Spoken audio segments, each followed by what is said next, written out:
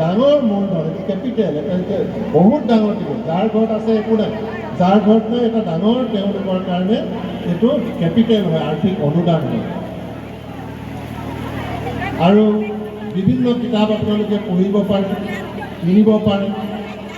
internet লগাই দিলে ইণ্টাৰনেটৰ পৰা কিতাপবিলাক ডাউনলোড কৰি ল'ব পাৰে সেইকাৰণে এই পইচাকেইটাৰ এটা প্লেনিং কৰিব লাগে আৰু প্লেনিং বিভিন্ন এংগুলত কৰিব পাৰে তাত খৰচা কৰি যাতে নিজক প্ৰতিষ্ঠা লাভ কৰিব পাৰে তাত যাতে স্মাৰ্ট হ'ব পাৰে সেই কামখিনি যাতে কৰা যায় তাৰ কাৰণে মই চিলাপথাৰ মহাবিদ্যালয় নীলিমা চৰকাৰ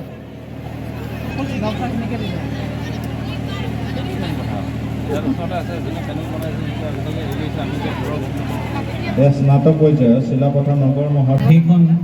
সভালৈ মুখ্যমন্ত্ৰী নিযুত মইনা আঁচনিৰ সৰু উদ্বোধনী সভালৈ আপোনালোক সকলোকো মোৰ স্বাগতম মাননীয় সাংসদ বিজুলী কলিতা মেধি ডাঙৰীয়ানী মুখ্য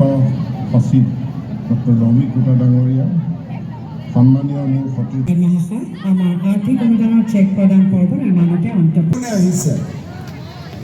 কলেজত নাম লগাই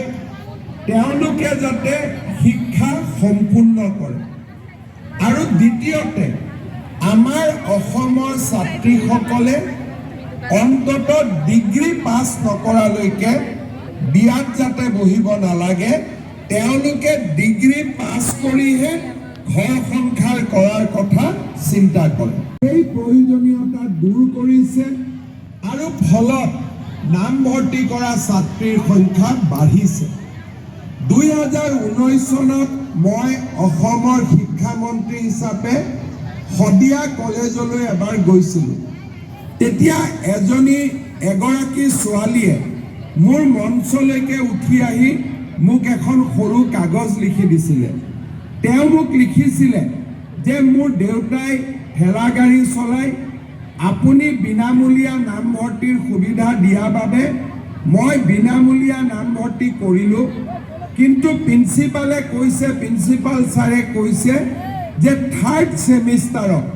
মই নামভৰ্তি টকা দিব লাগিব দেউতাই 3000 টকা দিব নোৱাৰে গতিকে ফাৰ্ষ্ট আৰু ছেকেণ্ড ছেমিষ্টাৰ পঢ়িয়ে মই পঢ়া শেষ কৰিব লাগিব